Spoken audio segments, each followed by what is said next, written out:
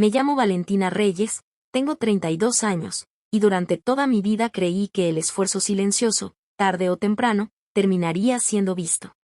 Estaba equivocada. Y lo descubrí de la forma más dolorosa posible, un día que debía ser el más importante de mi carrera profesional. Ese día me gradué de la maestría en Administración de Empresas, en el Tecnológico de Monterrey, Campus Monterrey. Había pagado cada peso de esa maestría yo sola, trabajando turnos dobles durante casi 4 años en una empresa de logística industrial en el Parque Industrial Millennium. Invité a mis padres, Arturo y Patricia Reyes, con una ilusión que hoy me parece casi ingenua. Llegaron 20 minutos tarde, cuando la ceremonia ya casi terminaba. Mi padre traía puesta la misma corbata azul que usó en el compromiso de mi hermana Camila, como si quisiera dejar claro, sin decir una sola palabra, qué evento le importaba más. Al final de la ceremonia hubo un pequeño convivio para las familias. Un profesor, sin saber lo que estaba a punto de provocar, le entregó el micrófono a mi padre para que dijera unas palabras, pensando amablemente que querría felicitarme frente a todos. Mi padre tomó el micrófono, sonrió, y dijo esto, palabra por palabra. Quiero aprovechar para contarles que mi hija Camila se casa el próximo mes. Va a ser una boda hermosa. Estamos muy orgullosos de ella. No mencionó mi maestría. No mencionó los 4 años sin vacaciones. No mencionó ni una sola vez mi nombre. Sentí que el piso se movía bajo mis pies. Miré a mi madre, esperando que dijera algo, que corrigiera el momento, que al menos sonriera hacia mí. Pero ella solamente aplaudió el anuncio de la boda, como si mi graduación fuera apenas el escenario decorativo para presentar la verdadera noticia de la familia. Me disculpé con las personas que tenía cerca, caminé hacia el baño, y ahí, frente al espejo, lloré durante casi 10 minutos, repitiéndome que no iba a permitir que nadie me viera llorar por algo así. Cuando salí, tomé mi diploma, me despedí en silencio de 2 compañeras, y me fui sola en mi coche. Ninguno de mis padres notó que ya no estaba ahí. Esa noche pensé que ya había tocado fondo, que la humillación de ese micrófono era lo peor que mi familia podía hacerme sentir. No tenía idea de que apenas estaba a punto de descubrir hasta dónde eran capaces de llegar. Para entender por qué esa noche me dolió tanto, hace falta regresar casi 26 años atrás, a una casa de 2 pisos en la colonia Country, en Monterrey, donde crecimos Camila y yo. Desde niña entendí, sin que nadie me lo dijera directamente, que en esa casa había 2 categorías de hijas. Camila era la hija delicada, la que había que cuidar, la que merecía las cosas bonitas. Yo era la hija fuerte, la que no necesitaba tanto, la que podía esperar. Recuerdo una Navidad en la que yo tenía 8 años y Camila 6. Yo había pedido una bicicleta rosa que vi en una tienda departamental de la avenida Garza Sada. Mi padre me dijo que estaba muy cara, que tal vez para mi cumpleaños. Esa misma noche, Camila recibió una bicicleta más grande, con canasta y listones, envuelta con un moño enorme. Cuando le pregunté a mi padre por qué, me dijo algo que se quedó grabado en mí para siempre. Valentina, entiende algo. Tu hermana es más sensible que tú. Tú eres fuerte, tú puedes esperar. Esa frase, tú puedes esperar, se convirtió en la banda sonora de toda mi infancia. Yo podía esperar el vestido nuevo. Yo podía esperar la fiesta grande de cumpleaños. Yo podía esperar, sobre todo, la atención de mis propios padres. Mi madre nunca contradecía a mi padre en nada relacionado con Camila. Si él decidía que ella necesitaba algo, mi madre lo apoyaba sin hacer preguntas. Con los años entendí que mi madre tampoco se atrevía a cuestionarlo, porque en esa casa, lo que decía mi padre, simplemente se hacía. A los 11 años ya me encargaba de peinar a Camila antes de ir a la escuela. De ayudarla con la tarea, de defenderla cuando se metía en problemas con otros niños del vecindario. Me convertí, sin que nadie me lo pidiera formalmente, en una especie de segunda madre para ella. Un día le pregunté a mi madre por qué yo tenía que hacer tantas cosas y Camila casi ninguna. Porque tú eres la mayor, Valentina. Así funcionan las familias, me contestó, sin siquiera voltear a verme desde la estufa. Nunca me dijeron abiertamente que me querían menos. Nunca fue tan directo como para poder señalarlo con el dedo. Pero cada decisión, cada regalo, Cada palabra de orgullo que escuchaba en esa casa, dejaba clarísimo cuál de las dos hijas era la que realmente importaba. Lo que yo no sabía entonces era que ese favoritismo silencioso no se iba a quedar solamente en juguetes y en palabras. Con los años se convertiría en algo mucho más grande, mucho más costoso, y mucho más destructivo. A los 18 años entré a estudiar ingeniería industrial en la Universidad Autónoma de Nuevo León. Mi padre me dijo que pagaría solamente la mitad de la colegiatura, y que el resto tendría que conseguirlo yo. Camila, en cambio, entró a un curso de decoración de eventos que mi padre pagó completo, sin condiciones, sin ningún tipo de discusión. Empecé a trabajar los fines de semana como recepcionista en un consultorio dental sobre la avenida Eugenio Garza Sada. Entre semana daba clases particulares de matemáticas a estudiantes de secundaria. Dormía 5 horas diarias. Nunca falté a un examen, nunca entregué tarde un trabajo. Recuerdo una noche que llegué a la casa después de un turno larguísimo y encontré a Camila mostrándole a mis padres fotos de un viaje a Cancún que le habían regalado por terminar con éxito su curso de decoración. Yo llevaba 3 semestres con promedio de 9.5, y nadie en esa casa me había preguntado siquiera cómo me estaba yendo. «Qué bueno que ya llegaste», me dijo mi madre esa noche, sin levantar la vista. «Ayúdame a lavar los trastes. Que tu hermana llegó cansada del viaje». No dije nada. Fui a la cocina y lavé los trastes mientras escuchaba las risas de mi familia en la sala. Cuando terminé la carrera, a los 23 años, mi padre no fue a mi ceremonia de titulación. Dijo que tenía una reunión de trabajo importante que no podía cancelar. Esa misma semana sí encontró tiempo para acompañar a Camila a escoger un coche seminuevo que le regalaron por graduarse de su curso corto. Cuando le reclamé por qué a mí nunca me habían regalado algo parecido, mi padre me dijo, con toda tranquilidad, algo que años después entendí como una verdadera sentencia. Tú no necesitas que te regalen nada, Valentina. Tú sabes salir adelante sola. Por eso confío en ti. En ese momento casi lo tomé como un cumplido. Con el tiempo comprendí que en realidad era la excusa perfecta para no darme absolutamente nada. Empecé a trabajar en una empresa de manufactura automotriz en Apodaca, ahorrando cada peso posible, con un sueño muy concreto: comprar mi propio departamento, un espacio que nadie pudiera nunca quitarme. Ahorré durante 7 años, viviendo con gastos mínimos, sin vacaciones, sin lujos. A los 30 años lo logré. Compré un departamento pequeño, de 2 recámaras, cerca de la Avenida Revolución, en una zona tranquila de la ciudad. Fue, hasta ese momento, el logro más grande de mi vida entera. Jamás imaginé que ese departamento, comprado con 7 años de sacrificio absoluto, terminaría siendo la moneda de cambio de una traición que ni en mis peores pesadillas hubiera podido anticipar. Un año después de comprar mi departamento, Camila se comprometió con Diego, un ingeniero civil que trabajaba en una constructora en San Pedro Garza García. Desde el primer día, mis padres trataron ese compromiso como el evento más importante que había ocurrido jamás en nuestra familia. Mi padre comenzó a hablar de la boda como si fuera su proyecto personal más ambicioso. Rentó un salón de eventos exclusivo cerca de la Macroplaza para 180 invitados. Contrató un banquete de 3 tiempos con servicio de mesero personal. Contrató grupo versátil, mariachi, y hasta un ensamble de cuerdas para la ceremonia religiosa. Un domingo, durante la comida familiar, mi padre anunció con una sonrisa enorme que la boda de Camila costaría lo que fuera necesario, porque ella se lo merece. Le pregunté, con cierta cautela, cuánto estaban gastando exactamente. Eso no te incumbe, Valentina, respondió mi madre de inmediato. Tú siempre andas contando el dinero de los demás. Ese comentario me dolió más de lo que hubiera esperado, porque no era envidia lo que yo sentía. Era, otra vez, la sensación repetida durante toda mi vida de que mis logros jamás merecían la misma celebración que los de mi hermana. Semanas después, ayudando a mi padre a ordenar unos documentos en su oficina, encontré por accidente unos papeles de un préstamo bancario considerable, a nombre de mis padres. Cuando le pregunté qué era eso, se puso visiblemente incómodo. Es un préstamo puente, Valentina. Cosas de adultos, no tienes que preocuparte. Confié en él, como siempre había confiado, aunque algo en mi interior me decía que ahí había más de lo que me estaban contando.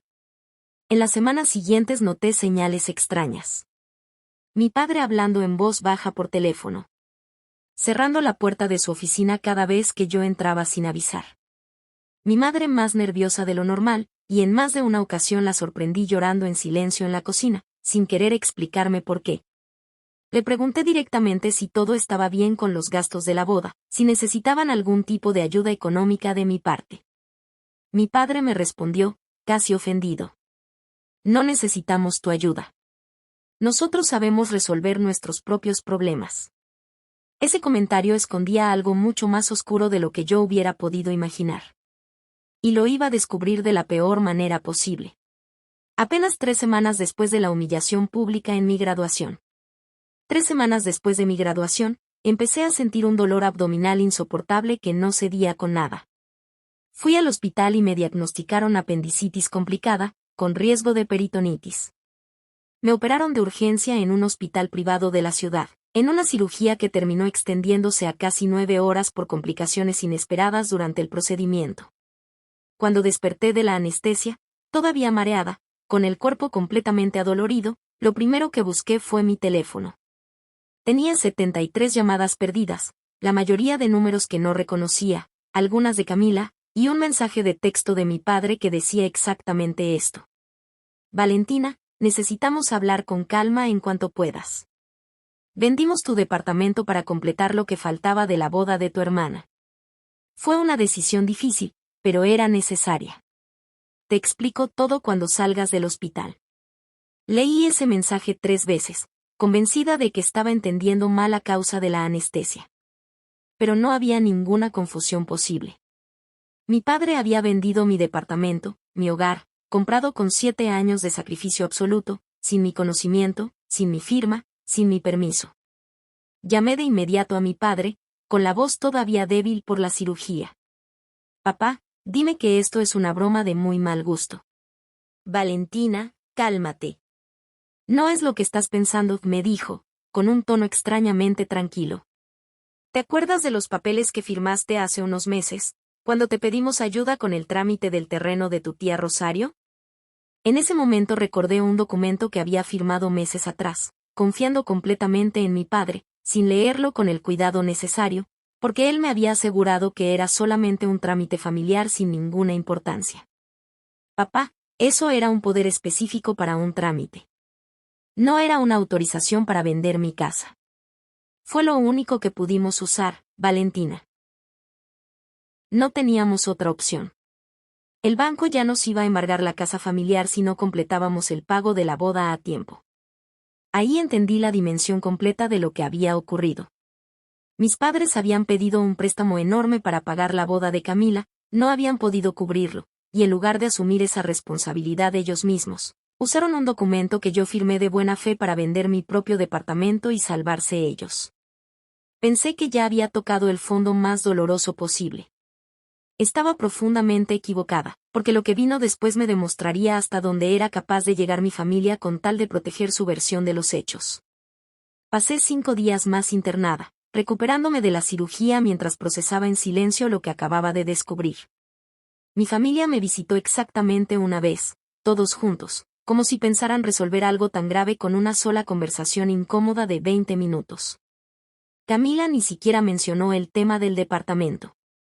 Habló de los últimos detalles de su boda, de cómo el fotógrafo le había cambiado el horario de las fotos, de lo nerviosa que estaba por el ajuste del vestido. Actuó exactamente como si nada hubiera pasado, como si mi hogar no se hubiera convertido en el precio de su fiesta perfecta. Cuando finalmente le pregunté qué pensaba de lo que habían hecho, me miró con una sorpresa que a mí me pareció casi ofensiva. Valentina, ya está hecho. No tiene caso pelear ahora. Además, tú siempre sales adelante sola, tú misma lo has dicho toda la vida. Esa frase, la misma que mi padre había usado durante años para justificar cada favor negado, ahora salía de la boca de mi hermana, utilizada como excusa perfecta para no sentir absolutamente ninguna culpa. Salí del hospital sin un lugar fijo a donde llegar. Me quedé unos días en casa de mi amiga Renata, mientras decidía con calma qué hacer. Mis padres esperaban, sin decirlo abiertamente, que yo simplemente lo dejara pasar. Tal como había dejado pasar tantas otras cosas durante toda mi vida. Pero esta vez algo dentro de mí se rompió de una forma completamente distinta. No fue un berrinche. No fue un grito desesperado. Fue una decisión fría, clara y definitiva. Dejé de contestar las llamadas de mi familia. Salí del grupo de WhatsApp familiar. No asistí a la boda de Camila, que se celebró apenas 2 semanas después, mientras yo todavía tenía los puntos de la cirugía sin cicatrizar por completo. Mi ausencia en esa boda causó más comentarios entre la familia extendida que la propia venta ilegal de mi departamento. Tías, primas, conocidos de toda la vida, preguntando por qué la hija mayor no había asistido, sin que nadie realmente supiera lo que había pasado detrás de esa ausencia. En silencio, contraté a un abogado especializado en fraudes inmobiliarios y familiares, un antiguo compañero de la universidad llamado licenciado Ernesto Salinas. Empecé a reunir cuidadosamente toda la documentación necesaria, el poder que había firmado, el contrato de compraventa de mi departamento, y los movimientos bancarios sospechosos de mis padres de los últimos 2 años. Lo que ocurrió apenas una semana después dejaría a toda mi familia completamente sin palabras, porque mi silencio no significaba, de ninguna manera, que estuviera dejando pasar las cosas. El licenciado Salinas revisó con detalle el poder que yo había firmado meses atrás. Confirmó exactamente lo que yo sospechaba desde el principio: era un poder limitado, específico para un trámite del terreno de mi tía, y de ninguna manera una autorización general para vender propiedades a mi nombre. Legalmente, la venta de mi departamento tenía irregularidades graves. El notario que había participado en la operación, presionado directamente por mi padre y sin revisar con el cuidado debido a los alcances reales del poder, había cometido un error serio que ahora tenía consecuencias legales concretas. Con esa información, el licenciado Salinas envió una notificación formal tanto a mis padres como al comprador del departamento, informando que la venta podía ser anulada judicialmente por uso indebido de un poder notarial, y que se iniciaría un proceso legal completo si no se llegaba antes a un acuerdo justo conmigo. La reacción de mi padre fue de furia total. Me llamó, ya sin el tono tranquilo de antes, gritando desde el otro lado del teléfono. ¿Cómo te atreves a meter abogados en un asunto de familia? Somos tu sangre, Valentina. No, papá. Una familia no vende la casa de su hija sin avisarle, mientras está en cirugía. Una familia no le miente en la cara durante semanas. Eso no es familia. Eso es traición, papá, y ya no voy a seguir llamándolo de otra manera. Todo lo que hicimos fue por el bien de esta familia, insistió, aunque ya sin la seguridad que tenía al principio. No, papá. Todo lo que hicieron fue por Camila. Toda mi vida ha sido exactamente así, y yo ya no voy a seguir pagando por eso con mi propio patrimonio. Durante ese proceso legal descubrí algo que jamás me habían contado. Mis padres llevaban años en dificultades económicas serias, ocultas cuidadosamente detrás de una imagen de estabilidad que nunca fue del todo real. Habían usado ahorros destinados originalmente a su propio retiro para pagar caprichos anteriores de Camila, incluyendo su coche, su curso de decoración, y varios viajes que yo ni siquiera conocía completamente. La boda simplemente fue la gota que derramó un vaso que ellos mismos habían llenado durante años, y mi departamento fue la solución más rápida y más fácil que encontraron para tapar un hoyo financiero completamente suyo. Mi madre me llamó llorando, algo que jamás había hecho conmigo, admitiendo parte de la verdad por primera vez en su vida. Valentina, perdóname. Sabíamos que estaba mal desde el principio, pero tu padre insistía en que tú lo entenderías, que tú siempre entiendes todo sin necesidad de explicaciones. Esa frase confirmó exactamente lo que yo ya sospechaba en el fondo. Mi comprensión, mi paciencia, mi supuesta capacidad de salir adelante sola, habían sido utilizadas durante años como un permiso silencioso para tratarme como una hija de segunda categoría dentro de mi propia casa.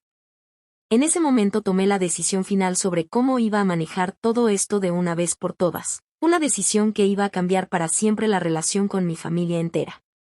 Pedí una reunión formal con mis padres y con Camila, con mi abogado presente, en un ambiente serio, sin gritos innecesarios, sin dramas de telenovela. Quería que entendieran, de una vez, que esto ya no era una discusión familiar más, sino un asunto legal con consecuencias reales y documentadas. El licenciado Salinas explicó con calma las opciones disponibles.